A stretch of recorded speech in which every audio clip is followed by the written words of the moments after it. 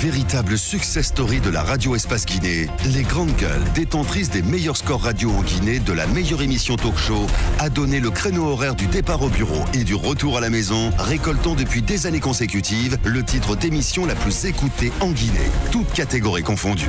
Un grand total de plus de 5 millions d'auditeurs ont été fidèles au talk show Les GG, diffusé jour après jour sur toutes les stations du réseau Adafo Média de 9h à 10h30, un exploit qui restera longtemps dans les annales de la bande FM en Guinée.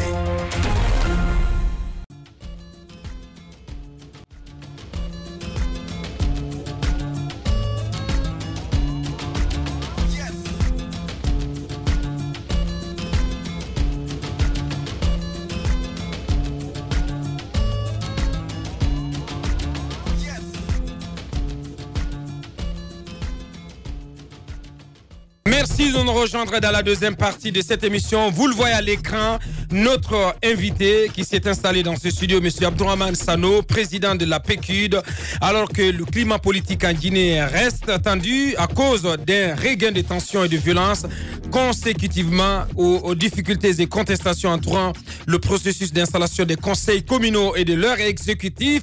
Au plan social, le mouvement de grève dans le secteur de l'éducation à l'appel du SLEG et qui paralyse entre autres l'école guinéenne depuis un peu plus d'un mois, préoccupe. Les deux crises auxquelles le pays fait face sont loin de connaître un dénouement. Quel regard d'ensemble porte-t-il sur ces situations de crise et quelle approche de sortie de crise? On lui pose toutes ces questions dans un instant. Les femmes de l'opposition républicaine n'en démordent de guerre. Contre vents et marées, elles sont décidées à nouveau à battre le macadam ce mardi. Itinéraire prévu de leur marche rond-point de Bambeto à Esplanade du stade du 28 septembre, même sans autorisation. Elles sont bien décidées donc à occuper la rue ce mardi. Pour en savoir davantage, nous appellerons Aya Maïmounaba, présidente des femmes de l'UFDG, dans cette émission. Et cette question des agents, des éléments du BATA, bataillon autonome des troupes aéroportées, ont-ils été vus effectivement dans une unité mixte de maintien d'ordre constituée de policiers et de gendarmes hier à Conakry? C'est une organisation de la société civile, en l'occurrence Balai Citoyen, qui donne l'alerte. De quelles preuves dispose-t-elle cette organisation? On va demander donc à M. Sekou Koundouno, il est coordinateur donc de cette cellule du Balai Citoyen.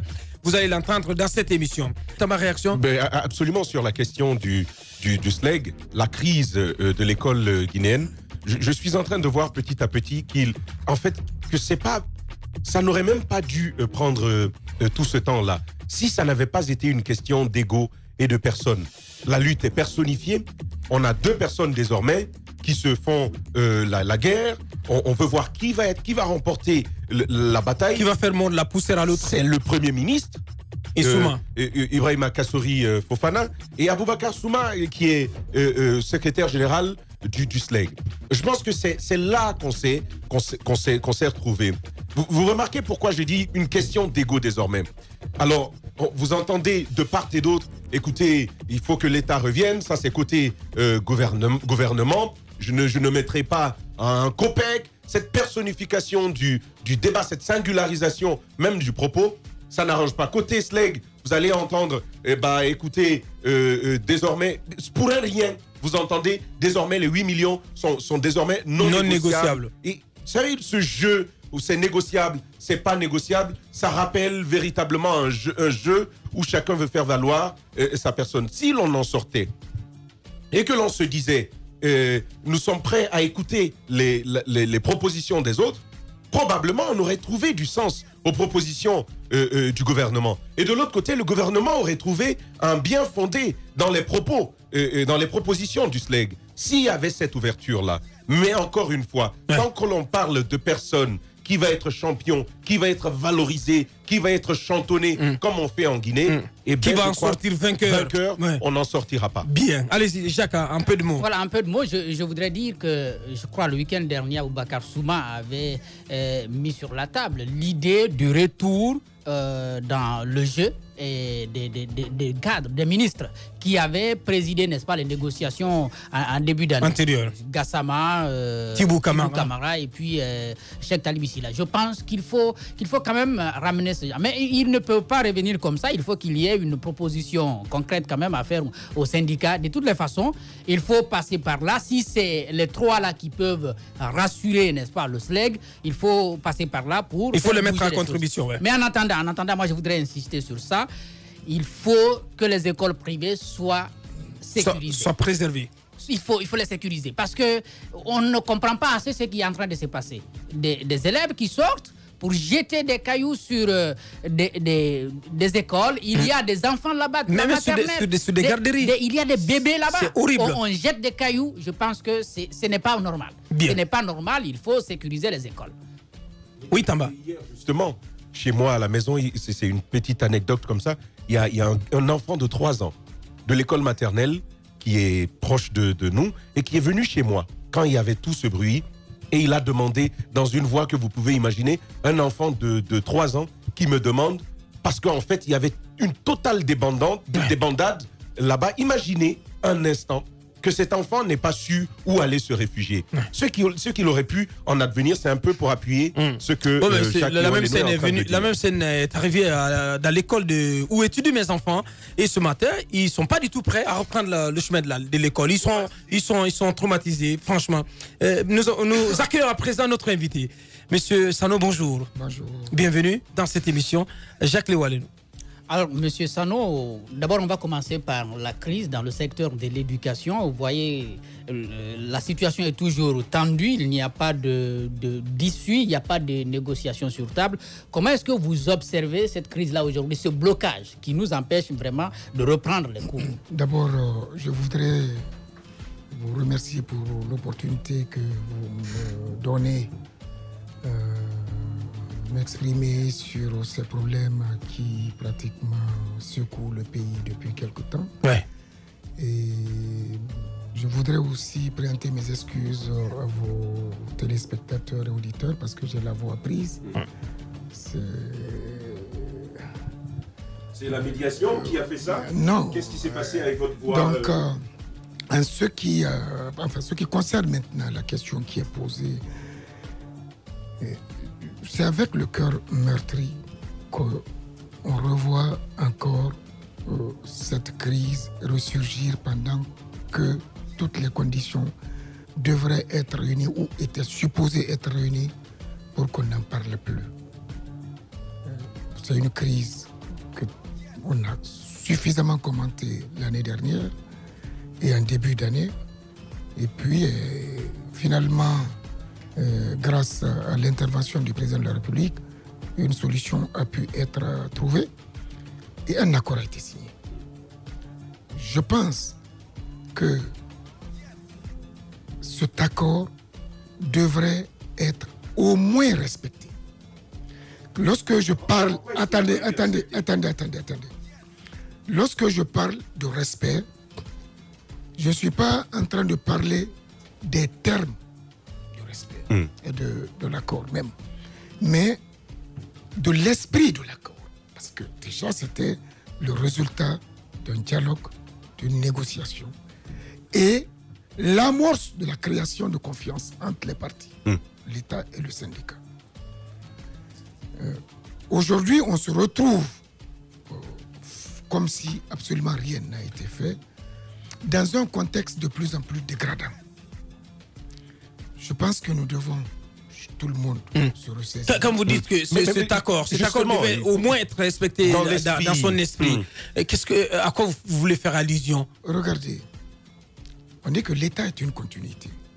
Et j'écoute récemment les commentaires sur les accords qui ne sont jamais respectés et qui conduisent aux crises. On aurait pu au moins mettre cet accord-là à l'abri de cela. Si, sur le plan politique, les accords peuvent être traités de cette façon-là, ce que je ne comprendrai même pas, il s'agit là de l'éducation, un secteur sensible, pour moi, qui est un secteur prioritaire. Et aujourd'hui, il y a plus de 2 millions d'enfants guinéens qui sont en dehors des classes. C'est ce qui est en jeu. Alors, moi j'ai un problème. Maintenant, lorsque l'accord prévoit que les 8 millions pouvaient faire l'objet de discussion, mais discuter. En tout cas, c'est l'accord qui le dit. Voilà. Mais c'est l'accord qui l'a dit. Discuter. Qui a prévu donc l'ouverture des couloirs de négociation. Il ne faut pas fermer la porte à cela. Quelles que soient les difficultés, il faut continuer à maintenir le cadre et préserver la confiance pour que les gens, on puisse rapprocher les positions. Oui, mais bien sûr que le couloir de négociation a été ouvert. C'est ce que je ne comprends pas en fait dans le propos. Il y a eu un couloir de négociation qui est justement ouvert et c'est autour des 8 millions. Maintenant, le gouvernement a apporté des propositions. Le SLEG apporte les siennes. Quand je disais tout à l'heure que je ne comprenais pas, c'est justement en quoi cet accord ou même son esprit n'a pas été respecté. Non. Temba, tu as dit tout de suite là qu'il y a un problème d'ego. C'est en violation de l'accord. Ça met en danger l'accord. Je suis d'accord avec vous. Ça, c'est pas moi qui le dis, c'est toi qui le dis. Et lorsque on en arrive là, je pense que la question, c'est de savoir, mais qu'est-ce qui a fait qu'une opportunité aussi simple puisse nous conduire à des problèmes d'ego? Moi, je pense que ça, c'est une question extrêmement importante. Et n'oublions pas trop le contexte dans lequel nous sommes. Moi, à mon avis, il n'est pas tard de trouver une solution. Il n'y a pas... Personne ne va gagner. Non, justement, comment y arriver? Comment y arriver? C'est ça la question. À ce stade de la crise, Tamba parlait tout à l'heure de guerre d'ego. On a le SLEG qui à un moment disait que non, d'ailleurs, les 8 millions ne sont pas négociables. Le pouvoir qui dit niet. À ce stade, sur quoi est-ce qu'il faut miser pour sortir de cette crise? C'est-à-dire abandonner les positions extrêmes. Vous savez, lorsqu'un problème de négociation se pose, qui devrait pouvoir être accepté, en tout cas rapprocher les positions au niveau médian, les protagonistes font des propositions vraiment qui soient à l'extrême et à leur faveur. Donc il ne faut pas que ça nous traumatise. Abandonnons ça. C'est-à-dire que, permettez-moi, en parlant de... Permettez. Le SLEG peut dire 8 millions, 100 millions. C'est une proposition. L'État peut dire 100 000, 200 000. Moi, je ne sais pas pourquoi. On veut, nous qui sommes en train de commenter, on est des leaders, travaillons à leur dire, vous avez... Au-delà d'être leader, vous êtes également un soutien à Bakar Souma, il faut le rappeler. Au-delà d'être leader, vous êtes un soutien à Bakar Souma, il faut le rappeler. Non, mais attendez, moi je ne suis pas syndicaliste. Vous l'avez clairement affiché. Antoine, mais Souma l'a dit clairement que vous étiez un soutien à lui. Antoine, oui. Je crois que je me suis suffisamment expliqué sur cela. Ouais. Arrêtons, il l'a dit tout de suite, de personnaliser les problèmes. On ne personnalise pas. Moi, je n'ai pas soutenu Bakar Souma. J'ai soutenu une cause, et par conviction. Le SLEG? Non, pas le SLEG. Le combat du SLEG. D'accord. Et donc les 8 millions, vous les soutenez? Non, attends. Je dis, je crois que tu l'as entendu, qu'on peut parler de 8 millions, qu'on parle de 100 000 aussi. Je viens de le dire tout de suite. D'accord. Donc ne me prenez pas des choses... Je pense que nous devons garder notre sérénité. Non, le propos... non. Oui, justement, Monsieur Sano, si tu permets, sur les questions d'Antoine, c'est important, il faut crever l'abcès. On sait que dernièrement, à l'aune de cette grève, la dernière grève du SLEG, vous avez été accommodé de toutes les pièces. On vous a prêté beaucoup d'intentions et il y en a qui sont allés même jusqu'à penser que vous fomentiez un coup d'État pour renverser le régime. Disons les choses, monsieur Sano. Qu'est-ce qui s'est passé entre-temps? Est-ce que vous pensez que vous entendez les mêmes accusations vous revenir, venant notamment du camp présidentiel? Non, écoutez... J'aurais souhaité vraiment ne pas parler de ma personne lorsqu'on est en train de parler de... Mais si, c'est important. C'est important. Nous avons pu apporter notre concours pour la sortie de crise. On n'était pas seul. personnalités comme le médiateur, comme toutes les personnalités qui viennent d'être citées tout de suite, M. Koutoubou Sano et puis le ministre Thibou, tout le monde a œuvré. Il y a d'autres aussi, beaucoup d'autres, ont apporté leur contribution pour que la crise là soit atténuée. Après, vous savez, c'est vous qui dites que j'ai été même accusé de vouloir faire un coup d'État. On a dit toutes sortes de choses. Ce n'est pas pour rien que le président vous a reçu, que le président a demandé à vous recevoir. Le 15 mars, oui. Devant vous ici, je me suis expliqué sur ça. Mais ça n'a pas arrêté. Les persécutions continuent et ça continue encore à partir de la présidence. Jusqu'à maintenant. Mais je veux rassurer tout le monde sur une chose. On ne me fera pas taire, quel que soit le prix. Mais comme cela n'est pas le débat, nous sommes là aujourd'hui pour donner notre avis sur cette crise, cette malheureuse crise, et qu'on peut encore circonscrire. Moi, je voudrais demander, parce que vous posez la question de savoir comment il faut faire. Oui. Il faut que le Premier ministre, qui a la responsabilité du dialogue social, prenne ses responsabilités en comprenant que la crise ne peut pas être un problème personnel. Je pense qu'il y gagnerait mieux. Il a commencé... J'aime bien ce que vous êtes en train de dire. La crise ne peut pas être un problème personnel. Il a commencé... Le même discours, le tiendriez-vous à Aboubacar Souma? Mais attendez... Parce qu'il semble que ce soit la même chose. Attendez. Vous savez, c'est l'État qui nous régit. C'est lui le chef du gouvernement. C'est lui qui a la responsabilité du dialogue. Et ce n'est pas moi qui l'ai dit. C'est toi qui dis qu'il y a un problème d'ego entre Kassory et Abakar Souma, tu l'as cité. Donc, c'est ce que je prends là. Il avait bien commencé lorsqu'on l'a vu faire le tour déjà des états-majors politiques. Je pense que cet esprit doit être consolidé. Dire il n'y a pas 8 millions aujourd'hui, il n'y a pas 8 millions en 2019, il n'y a pas 8 millions en 2020. Moi, je consens. Mais dites, on paye 500 000 parce que ça, ce n'est pas 8 millions. OK? Venez, voyez, ou en tout cas, voilà quels sont les problèmes auxquels nous sommes confrontés et qu'est-ce qu'on peut. De l'autre côté, les syndicalistes, notamment Abakar Souma, parce qu'on personnalise toujours les problèmes en Guinée. L'État, et là aussi, c'est un gros piège dans lequel on se retrouve. Peut-être quand l'occasion sera donnée, je pourrai donner mon point de vue sur ce piège-là qui est en train de nous amener, si on y prend garde, au déluge. Bon, alors l'État n'a qu'à au moins faire une proposition. Oui. J'ai entendu dire certaines choses. Effectivement. Attendez. Effectivement, on va le saluer. Il faut que nous, surtout vous, parce que vous n'êtes pas n'importe qui ici, aujourd'hui en Guinée, que vous puissiez faire en sorte... Déjà, ce sont les lignes qui bougent comme ça. Quand on dit, bon, ils n'ont qu'à faire quand même quelque chose. Ça veut dire qu'il y a une volonté. Est-ce que le fait de dire 8 millions ou rien, c'est la réponse à quelque chose d'autre pour monter les enchères? Quand on dit on ne paye pas 8 millions, est-ce que c'est une manière de négocier aussi?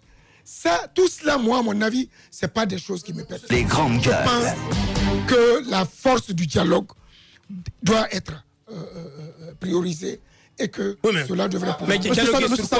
Antoine, permets. Antoine, si tu permets, Antoine, j'aimerais... Demander 8 millions et après dire qu'il fasse quelque chose, c'est comme si on n'avait pas d'argument solide pour soutenir les 8 millions. On a comme l'impression que le SLEG n'a pas d'argument assez poignant pour soutenir la question des 8 millions. Demander 100 000 francs guinéens en lieu de place de 8 millions, on a comme l'impression que le SLEG est désespéré et qu'il ne sait plus à quel sens se vouer. Antoine, ça c'est une réflexion dangereuse. Oui. On est dans une situation très grave. La situation là peut dégénérer. Les grandes gueules. Un rapport de... Attendez. Non, attendez. C'est un rapport de force qui est engagé, qui ne devrait pas être. Il peut arriver que l'État, dans sa rigueur, casse le mouvement.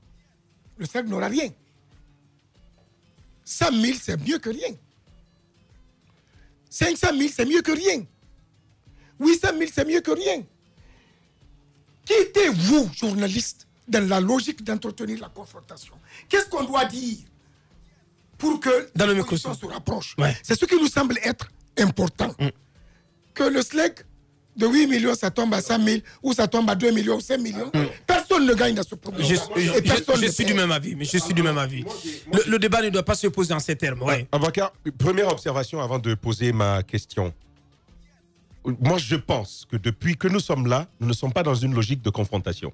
Nous observons ce qui est en train d'être fait. Pas du tout.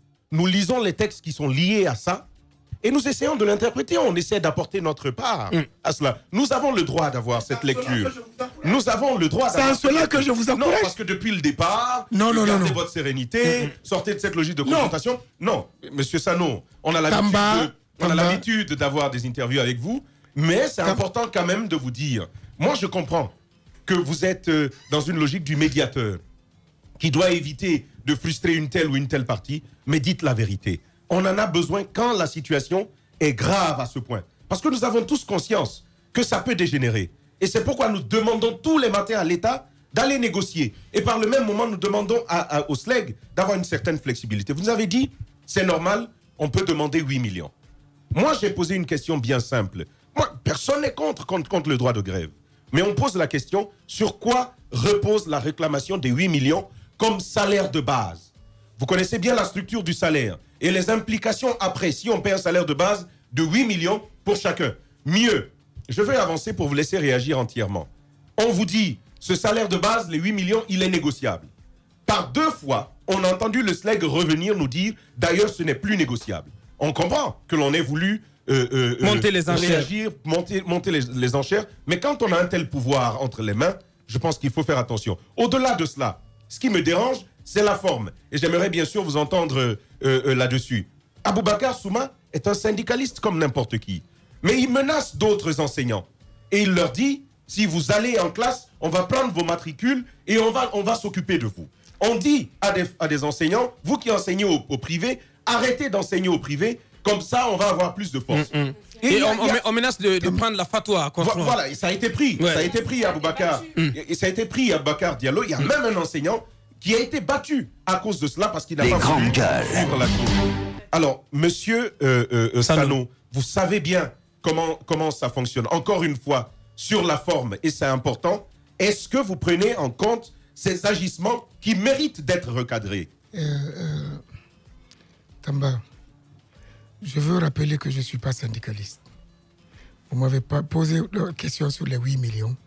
Quels sont les fondements? Ce n'est pas mon affaire. Mon affaire, c'est qu'il y a 3 millions, ou près de 2 millions d'enfants qui sont en dehors de la classe qui y viennent. Et ça, c'est de la responsabilité d'abord de l'État, ensuite certainement des enseignants et des parents. Moi, c'est ce qui m'intéresse. Comment les deux vont négocier, ce n'est pas mon affaire. Seulement, je pense, ce qui m'intéresse entre les deux, c'est qu'on crée un couloir pour qu'ils puissent se parler et qu'on s'investisse à cela.